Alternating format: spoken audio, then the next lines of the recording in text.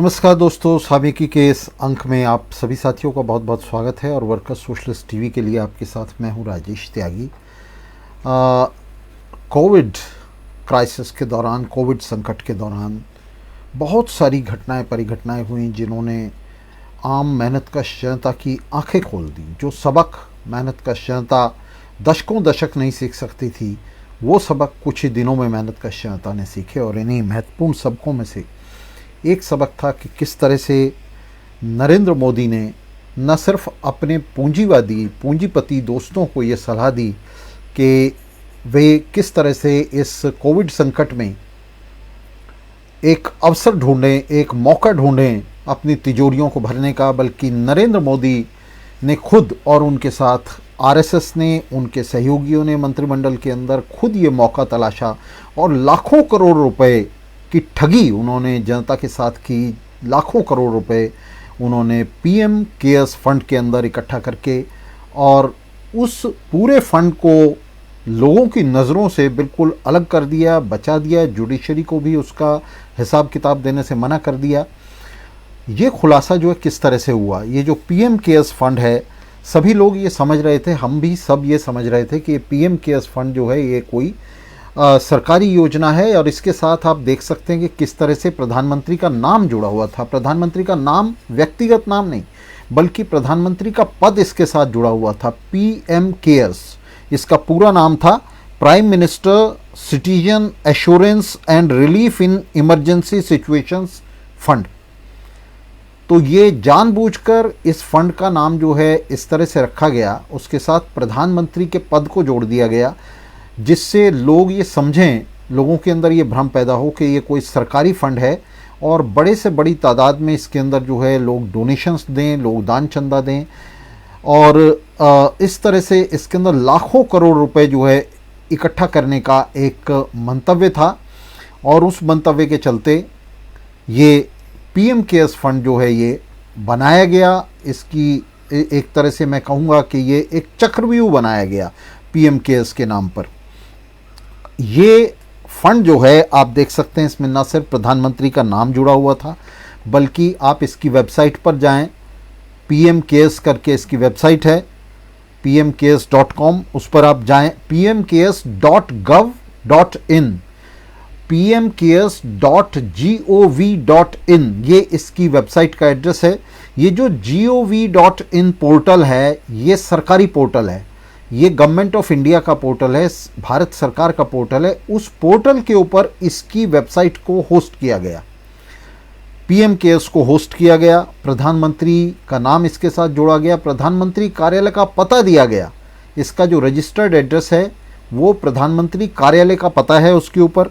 और इसके जो चेयरमैन हैं वो प्रधानमंत्री हैं, उनके साथ ही इसके जो दूसरे मेंबर हैं उनमें उसके 3 मेंबर्स के अंदर एक फाइनेंस मिनिस्टर हैं, एक डिफेंस मिनिस्टर हैं और एक और कैबिनेट मिनिस्टर हैं। तो 3 जो प्राइम मिनिस्टर्स हैं, प्राइम मिनिस्ट्रीज हैं, उनके जो हेड्स हैं, मिनिस्टर्स हैं, वो इसके मेंबर हैं। और प्राइम मिनिस्टर खुद, प्रधानमंत्री खुद इसके जो है चेयरमैन हैं इस फंड के। इसके ऊपर आप जाकर के देखें, इसकी वेबसाइट के ऊपर तो राष्ट्रीय झंडा लगाया गया है। gov.in डोमेन, जो सरकारी डोमेन है, उसके ऊपर इसको होस्ट किया गया है। और इसके नाम पर जो है प्रधानमंत्री का फोटो बाकायदा इसके ऊपर लगाया गया। और प्रधानमंत्री ने अपने ट्वीट पर, अपनी साइट्स पर अपीलें जारी की हैं, टीवी पर उन्होंने अपील जारी की है कि लोग जो हैं पीएम केयर्स के अंदर चंदा दें। इसके अलावा तमाम अदालतों के अंदर, यहाँ तक कि सुप्रीम कोर्ट के अंदर, सुप्रीम कोर्ट में सभी कर्मचारियों की सैलरी से 2 दिन का वेतन काट लिया गया। जजों ने इसके अंदर जो है, सुप्रीम कोर्ट के जजों ने, हाई कोर्ट्स के जजों ने, डिस्ट्रिक्ट कोर्ट्स के जजों ने, नीचे लोअर जुडिशरी में जजों ने, कर्मचारियों ने, फौज के तमाम सदस्यों ने, तमाम फौजियों ने और तमाम सरकारी कर्मचारियों ने, चाहे वो राज्य सरकारों के कर्मचारी थे, चाहे वो केंद्र सरकार के कर्मचारी थे, उन सब से जबरिया वसूली की गई। 2-2 दिन का वेतन काट लिया गया। और ये जो फंड है, इसका आपको बता दें, इसकी स्थापना जो है 27 मार्च 2020 को हुई थी। और 4 दिन के अंदर अंदर, सिर्फ 4 दिन में ये 3,340 करोड़ का जो फंड है वो इसमें इकट्ठा हो गया था। और सरकार ने जो हिसाब दिया है अब तक, वो सिर्फ इन 4 दिनों का हिसाब दिया है। जो 3,340 करोड़ का फंड है, आप देखें वेबसाइट पर जाकर, तो सिर्फ ये 4 दिनों का हिसाब जो है वेबसाइट के ऊपर अपलोड किया गया है, और कोई हिसाब नहीं दिया गया आज तक। और ये 4 दिनों में जो फंड है 3,340 करोड़ से ज़्यादा का हो गया था। एक हफ्ते के अंदर ये फंड जो है ये 65,000 करोड़ रुपए से ज़्यादा का हो गया था। और 30 जून आते आते ये फंड जो है ये 100,000 करोड़ की सीमा को लांघ गया था 30 जून तक। और ये वो सीमा है जिसकी हम बात कर रहे हैं, जो रिकॉर्ड पर है। ये गीता पांडे जो बीबीसी की जो है कोरेस्पोंडेंट हैं, उसकी पत्रकार हैं, उन्होंने ये आंकड़े दिए थे कि 30 जून तक ये फंड जो है सरकारी आंकड़ों के हिसाब से 30,000 करोड़ को लांघ चुका था। और ये आंकड़े कहीं घोषित नहीं किए गए, ये अघोषित आंकड़े थे, जिसके हिसाब से 100,000 करोड़ की सीमा को ये फंड जो है 30 जून तक पार कर गया था। नरेंद्र मोदी ने खुद दान की अपील की। इससे पहले एक फंड बना हुआ था PMNRF, प्राइम मिनिस्टर, ये 1948 में जवाहरलाल नेहरू ने बनाया था, prime minister national relief fund. और जब भी कोई आपदा आती थी तो ये जो prime minister national relief fund है, इसी के अंदर दान चंदा लिया जाता था और इसी से उसका जो है उसके अंदर खर्च किया जाता था। पहली बार ये हुआ कि नरेंद्र मोदी और उनकी सरकार ने PMNRF के अंदर फंड लेने से मना कर दिया और एक अलग फंड जो है ये बना दिया। इसके बारे में जब ये फंड बना उसके 4 दिन के अंदर एक लॉ स्टूडेंट ने RTI फाइल की थी। उसने पूछा था कि ये फ़ंड क्या है, इस फंड को कौन चला रहा है, इस फंड का कानूनी आधार क्या है। उसे कभी जवाब नहीं दिया गया।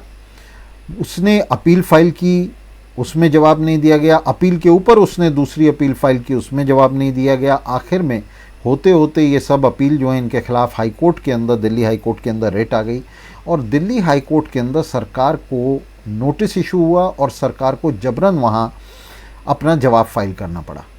जो जवाब सरकार ने दाखिल किया इस मामले के अंदर वो हिला देने वाला है। वो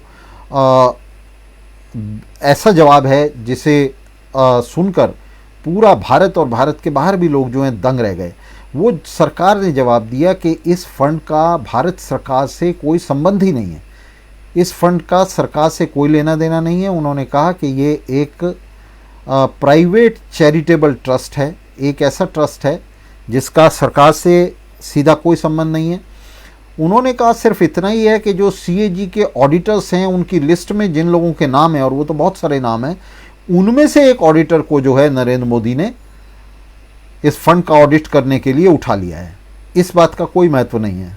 मान लीजिए मैं एक लॉयर हूँ, मैं एक एडवोकेट हूँ, मैं किसी पैनल में हूँ भारत सरकार के या किसी राज्य सरकार के, और वहाँ से कोई मुझे कहे कि मैंने इनको जो है एंगेज किया और ये मैंने पैनल से उठा लिया, तो ये बिल्कुल निरर्थक बात है, बिल्कुल बेहुदा बात है। दरअसल ये जो फर्म है, CAs की फर्म है, ये सार्क एंड एसोसिएट्स, जिनको ये नरेंद्र मोदी सरकार कह रही है कि हमने CAG के पैनल से उठाया है। CAG के पैनल से नहीं उठाया इन्होंने, बल्कि CAG के पैनल में इन्होंने डाला। 2018 में PMNRF जो फंड है उसकी जांच करने के लिए, उसका ऑडिट करने के लिए नरेंद्र मोदी ने सार्क एंड एसोसिएट्स को अपॉइंट किया, उनकी नियुक्ति की।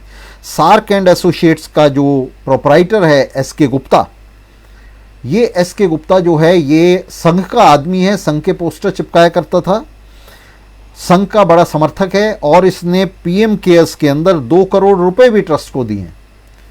और इसको बहुत भारी, 2 करोड़ रुपए तो एक छोटा सा अंशदान है इसका, इसको बहुत भारी फीस के ऊपर जो है नरेंद्र मोदी की सरकार ने 2018 में PMNRF की जांच करने के लिए, उसका ऑडिट करने के लिए नियुक्त किया था। तो सरकार इसको करोड़ों में रुपए जो है वो दे रही है, और इसको नियुक्त करते हुए सरकार ने किसी तरह की कोई टेंडरिंग नहीं की, किसी तरह की कोई सिलेक्शन कमेटी नहीं बनाई, कहीं कोई ऐसा पैनल नहीं था जिसमें से इसको सेलेक्ट किया जा सके या सेलेक्ट किया गया हो।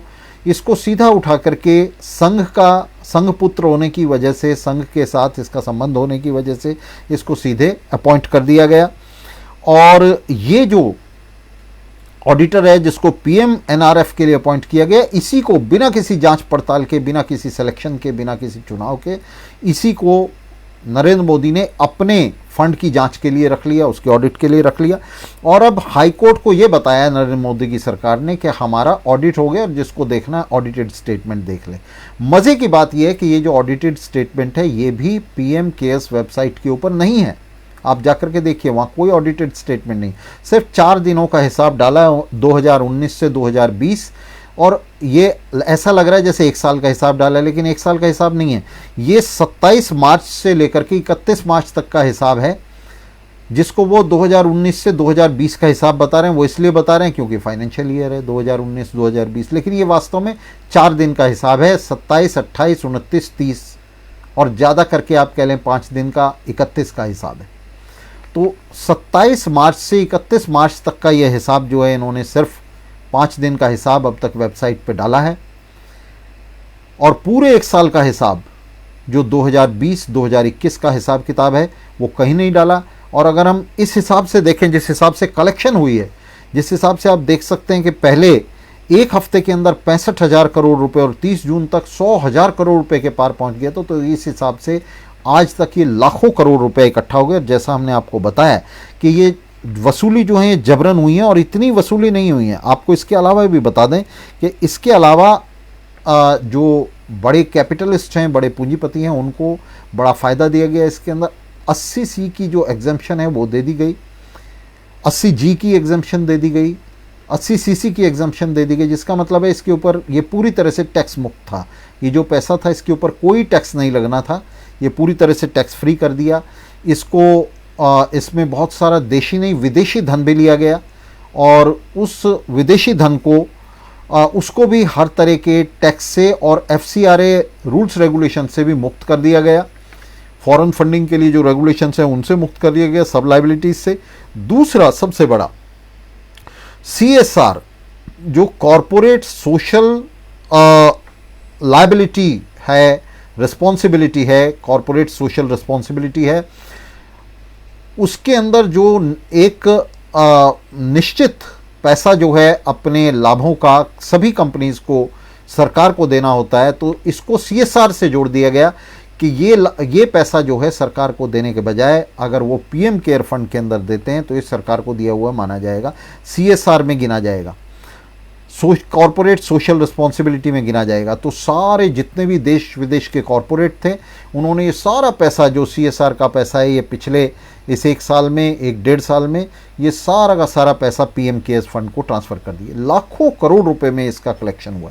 और अब जब उसका हिसाब देने की बारी आई, जब ये मामला आया कि किस तरह से कितना पैसा आया, कितना पैसा गया, इसका हिसाब दीजिए, तो RTI में सरकार ने ये कहकर हिसाब देने से मना कर दिया। सरकार ने कहा कि ये तो सरकारी फ़ंड है ही नहीं।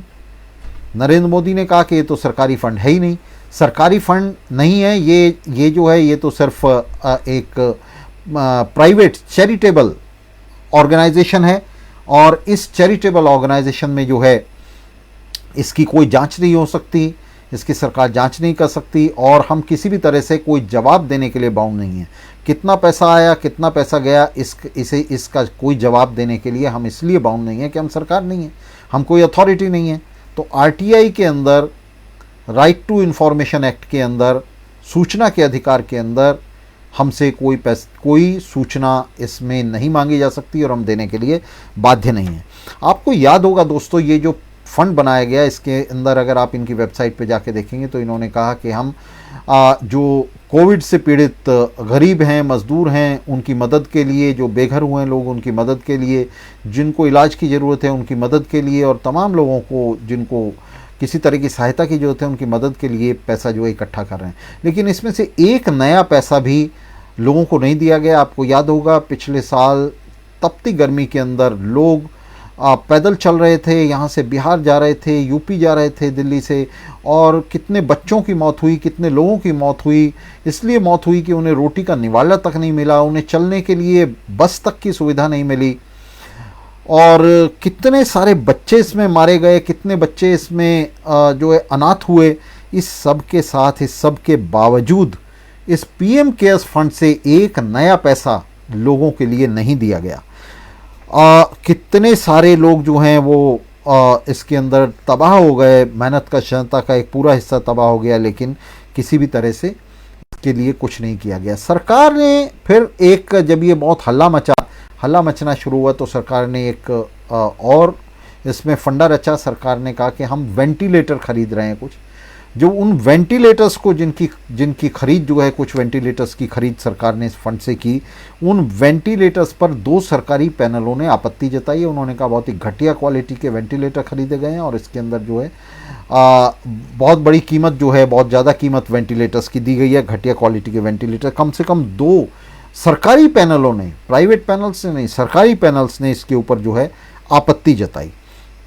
इसके बावजूद किसी तरह की कोई कार्रवाई नहीं हुई और इसका कोई हिसाब, कोई वास्तविक ऑडिट अब तक नहीं हुआ। जो ऑडिट कराया सार्क एंड एसोसिएट से कराया, इसके गुप्ता ने इसका ऑडिट किया, जो संघ का आदमी है, नरेंद्र मोदी का आदमी है, पक्का मोदी भक्त है। तो आप देख सकते हैं कि पीएम केयर्स वेबसाइट पर जाइए, आप हमारी बात पर विश्वास न कीजिए, वहाँ जाइए और देखिए कि वहाँ सिर्फ 27 मार्च 2020 से लेकर 31 मार्च 2020 तक का 5 दिन का हिसाब किताब जो है, 4-5 दिन का हिसाब किताब वहाँ पड़ा हुआ है। उसके अलावा और कोई हिसाब वहाँ नहीं है। कोई अपडेट इस वेबसाइट का नहीं किया गया और किसी तरह से इस वेबसाइट के ऊपर कोई सूचना जो है वो अवेलेबल नहीं है और इसका ज़बरदस्त प्रचार किया गया। इस वेबसाइट को कौन होस्ट कर रहा है, मैंने बताया, gov.in, जो सरकारी पोर्टल है, गवर्नमेंट ऑफ इंडिया का पोर्टल है, सबसे बड़ा पोर्टल है, जिस पर आप देखेंगे gov.in पर गवर्नमेंट ऑफ इंडिया की जितनी भी वेबसाइट्स हैं, सैकड़ों की तादाद में वेबसाइट्स को वो होस्ट कर रहा है। तो वही जो है ये वेबसाइट का ये होस्ट है। और जैसा मैंने बताया कि प्रधानमंत्री कार्यालय का पता है, प्रधानमंत्री का फ़ोटो है, प्रधानमंत्री उस पर तिरंगा झंडा लगा हुआ है, एम्बलम यूज़ कर रहा है, अशोक की जो लाठ है उसका एम्बलम यूज़ कर रहा है और तमाम तरह से लोगों को इसमें जो है बड़ा धोखा दिया गया, एक ठगी की गई, एक तरह से लोगों को ये दिखाया गया। और यही नहीं, जो तमाम मंत्रालय हैं, सुप्रीम कोर्ट है, तमाम हाई कोर्ट है, सबके ऊपर ये इम्प्रेशन क्रिएट किया गया कि ये जो पीएम केयर्स फंड है ये कोई सरकारी फंड है। नाम भी जानबूझकर इसका ऐसा सेलेक्ट किया गया, पीएम केयर्स, कि प्रधानमंत्री आपकी चिंता करता है, और वास्तव में हमें पता चला पीएम केयर्स के प्रधानमंत्री आपको आतंकित कर रहा है, इसके माध्यम से आपकी लूट कर रहा है। और ये पूरा जो घोटाला है, ये जो गड़बड़ झाला है, ये बाकायदा ठीक प्रधानमंत्री की नाक के नीचे नहीं बल्कि प्रधानमंत्री के हाथ के नीचे, प्रधानमंत्री के हस्ताक्षरों से, प्रधानमंत्री के प्रचार से ये सारा जो घोटाला है ये हो रहा था। और इसका किसी भी तरह का कोई हिसाब किताब, कोई विस्तृत ब्यौरा इसका सामने नहीं आया और किसी तरह से ये दिया नहीं गया और देने से मना कर दिया गया। आरटीआई कमिश्नर को देने से मना कर दिया गया। और वो बेचारा क्या कर लेता, जब प्रधानमंत्री नरेंद्र मोदी इसमें खुद शामिल है तो वो क्या कर लेता।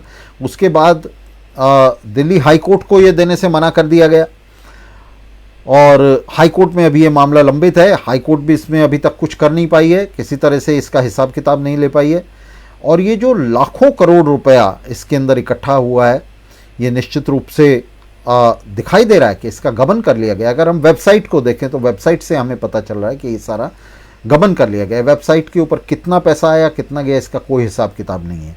गबन हम इसलिए कह रहे हैं कि इसका कोई हिसाब किताब नहीं है। गबन क्या होता है? गबन ये होता है कि कोई भी पैसा इकट्ठा किया जाए और उसके खर्च का कोई हिसाब किताब न दिया जाए, तो ये गबन होता है, ये एम्बेजलमेंट होती है। तो ये एम्बेजलमेंट हो गई है इसमें और पूरे देश को इसमें अंधेरे में रखा गया, तमाम मेहनतकश जनता से। हालांकि इसकी वेबसाइट कह रही है कि वॉलंटरी डोनेशंस होंगी इसमें, लेकिन ये वॉलंटरी डोनेशन नहीं है, जबरन सरकारी कर्मचारियों की सैलरीज से पैसा काट लिया गया।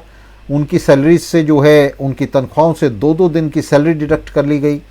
कॉरपोरेट्स को मजबूर किया गया कि वो पैसे दें और वास्तव में तो इस फंड के अंदर बड़े पैमाने पर रिश्वतें इकट्ठी की गई, ब्राइब्स इकट्ठी की गई, सीएसआर का सारा पैसा खा गया है फंड।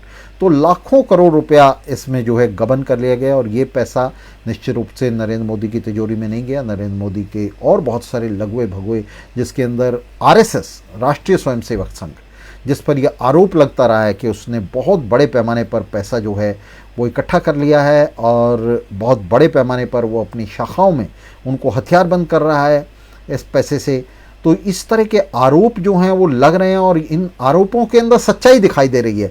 हमें सामने दिखाई दे रहा है इन आरोपों के अंदर कि ये आरोप जो हैं ये सही हैं, ये पूरा पैसा इसका एम्बेजलमेंट हुआ है।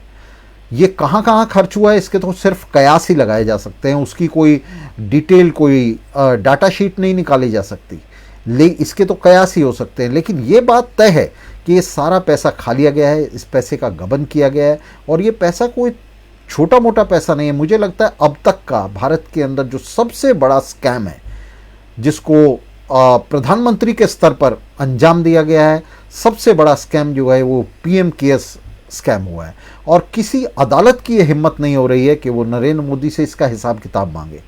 दिल्ली हाई कोर्ट इस मामले को खोलकर बैठी हुई है, सुप्रीम कोर्ट के सामने ये मामला आ गया है, अखबारों के अंदर ये मामला शाया हो गया है कि स्पष्ट रूप से नरेंद्र मोदी और उसके जो उसके जो संगी साथी हैं, जो इसके अंदर ट्रस्टी बने हुए हैं, उन लोगों ने, जिसके अंदर निर्मला सीतारमण भी हैं, जिसके अंदर भारत के रक्षा मंत्री भी हैं, राजनाथ सिंह रहे हैं इसमें, तो ये सभी लोग जो हैं इन्होंने कोठरी बनाकर किस तरह से ये पूरे देश के अंदर पूरे देश को धोखा दिया, पूरे देश को ये बताया कि किस तरह से ये सरकारी फंड है और सरकार, प्रधानमंत्री जो हैं इसको एक एक्स ऑफिशियो कैपेसिटी में इसको इकट्ठा कर रहे हैं, प्रधानमंत्री होने के नाते इसे इकट्ठा कर रहे हैं और जब इसका हिसाब देने की बारी आई तो अदालत को उन्होंने अंगूठा दिखा दिया। उन्होंने कहा कि इसका कोई हिसाब आप हमसे नहीं मांग सकते क्योंकि ये सरकारी फंड नहीं है। और ये उन्होंने कहा कि सरकारी फंड तो है ही नहीं, ये कोई अथॉरिटी भी नहीं है, ये जो पीएम केयर्स है ये कोई अथॉरिटी भी नहीं है सरकार के नीचे। तो उन्होंने पूरी तरह से इसके ऊपर हाथ खड़े कर दिए। दोस्तों आप देख सकते हैं किस तरह से ये जो विपदा थी, जो इतनी भारी आपदा थी जिसमें लोग अपना बचाव करने में लगे हुए थे, कोविड से लड़ने में लगे हुए थे, मेहनतकश जनता पूरी तरह से इससे जूझ रही थी, इस आपदा के अंदर, इस विपदा के अंदर किस तरह से नरेंद्र मोदी के दोस्तों ने तो फ़ायदा उठाई। अडानी की तो संपत्ति दोगुनी हो ही गई, अंबानी की संपत्ति जो है वो मीट्स और बाउंड्स में बढ़ गई और तमाम पूंजीपतियों ने इस आपदा का बड़ा फ़ायदा उठाया लोगों को लूटने में। आपने देखा किस तरह से एक एक मास्क जो है वो 300-300 400-400 रुपये का बिका। आपने देखा किस तरह से रेमडेसिविर जैसी दवाइयाँ जो हैं उनका एक एक इंजेक्शन 1-1 लाख रुपए तक का बिका। वेंटिलेटर्स जो हैं वो उनकी कीमतें, वेंटिलेटर्स की कीमतें जो हैं वो लाखों रुपए में पहुंच गई थी। और किस तरह से हॉस्पिटल के बेड्स और तमाम चीज़ें जो जीवन रक्षक दवाइयाँ थी वो कितनी महंगी बिकी। तो जो फार्मा कंपनीज थी, दवाई बनाने वाले थे, ब्लैक मार्केटियर्स थे, हॉस्पिटल्स के मालिक थे, बड़े पूंजीपति थे, उन्होंने खूब जमकर मेहनतकश जनता को उधेड़ा, उसकी लूट की। ये तो सब हुआ ही, साथ में जो सरकार थी जिसका ये फ़र्ज़ था कि वो इस लूट पर रोक लगाती, उसने अपनी लूट शुरू कर दी। प्रधानमंत्री ने पीएम केयर्स बना दिया, प्रधानमंत्री, वित्त मंत्री, रक्षा मंत्री सब इसमें शामिल हो गए। पूरे मंत्रियों ने एक कॉकस बना लिया इस पीएम केयर्स के लिए। और ये पीएम केयर्स जो है आपने देखा कि किस तरह से आज की तारीख तक तो ये पूरी एम्बेजलमेंट है, पूरी तरह से घपला घोटाला है जिसका कोई हिसाब किताब दिया नहीं गया और देने से स्पष्ट इनकार कर दिया गया। और हमें देने से नहीं इनकार कर दिया गया, अदालत को भी देने से, हाई कोर्ट को भी इसका हिसाब देने से इनकार कर दिया गया। अदालत को अंगूठा दिखा दिया गया कि आप हमसे ये हिसाब नहीं मांग सकते। तो दोस्तों आप देख सकते हैं कि किस तरह से पूंजीवाद, हम यहाँ अकेले नरेंद्र मोदी को नहीं कह सकते, उससे पहले जो मनमोहन सिंह की सरकार थी, आपने देखा किस तरह से वो अपने आप में मनमोहन सिंह की सरकार जो है वो कोल ब्लॉक में, 2G में और तमाम चीज़ों में किस तरह से वो घपलों घोटालों की सरकार बन चुकी थी। किस तरह से उसके अंदर बैठे हुए जो उसके मंत्री थे, मनमोहन सिंह, ए राजा और तमाम लोग जो हैं वो किस तरह से घपले और घोटालों के अंदर उनके हाथ डूबे हुए थे, वो गर्दन तक डूबी हुई थी जो मनमोहन सिंह की सरकार। उसके बाद नरेंद्र मोदी की सरकार आई, उसका क्रिटिसिज्म कर रही थी, उसकी आलोचना कर रही थी, लेकिन नरेंद्र मोदी की सरकार ने उससे भी 10 गुने घपले घोटाले शुरू कर दिए। दरअसल पूंजीवाद अपने आप में घपले घोटालों का वाद है, पूंजीवाद अपने आप में घपले और घोटालों का बाजार है। तो ये जो मुनाफों और लूट पर टिकी हुई पूंजीवाद की व्यवस्था है, दरअसल इसे बदल देने की ज़रूरत है, इसे उखाड़ फेंकने की ज़रूरत है। इन सरकारों की अदला बदली से, मोदी की जगह मनमोहन और मनमोहन की जगह मोदी के आ जाने से देश की मेहनत का जनता को कोई फ़र्क नहीं पड़ने वाला। तो दोस्तों जो चुनौती है वो ये नहीं है कि अब मोदी की सरकार को गिराया जाए, चुनौती ये है कि मोदी की सरकार को गिराकर उसकी जगह मजदूरों और मेहनतकशों की सरकार की स्थापना की जाए, एक समाजवादी सरकार की स्थापना की जाए, एक समाजवादी संघ की स्थापना की जाए दक्षिण एशिया के अंदर, और उसे आधार बनाकर पूरी दुनिया को समाजवादी संघों में संगठित किया जाए। ये हमारे सामने चुनौती है। सिर्फ नरेंद्र मोदी की सरकार को बदल देने से कुछ नहीं होगा। ये सही है कि नरेंद्र मोदी की सरकार अब तक की तमाम सरकारों में सबसे भ्रष्ट और निकम्मी सरकार रही है, लेकिन सिर्फ इस सरकार को बदल देने से अगली सरकार जो है वो इससे भी ज़्यादा भ्रष्ट और निकम्मी सरकार साबित होगी। पूंजीवाद की, पूंजीपतियों के नेतृत्व की सरकारें, अडानी अंबानी टाटा बिरला के नेतृत्व वाली सरकारें एक से एक ज़्यादा निकम्मी सरकार साबित होगी। तो साथियों, हमारे सामने चुनौती है समाजवादी क्रांति के लिए संघर्ष की।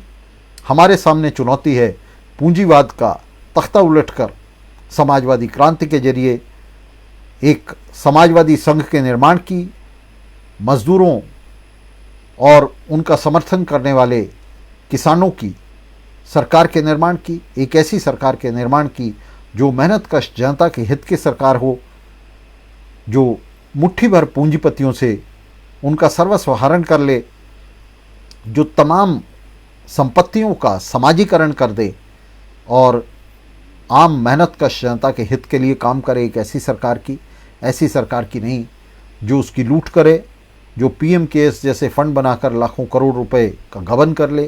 तो ऐसी सरकारों को निश्चित रूप से जन आंदोलन के जरिए खदेड़ बाहर करना चाहिए और इनकी जगह समाजवादी सरकारों की स्थापना के लिए, समाजवादी सत्ता की स्थापना के लिए हमें संघर्ष को आगे बढ़ाना चाहिए। तो इसके साथ ही आप सभी साथियों का इस कार्यक्रम में रहने के लिए बहुत बहुत धन्यवाद, और इस संदेश को मेरा विश्वास है कि आप सभी साथी दूर दूर तक लेकर के जाएंगे, इसको प्रसारित करेंगे। इस विश्वास के साथ आपसे अनुमति चाहता हूँ आज के लिए। मिलते रहेंगे दोस्तों, मिलकर संघर्ष करते रहेंगे।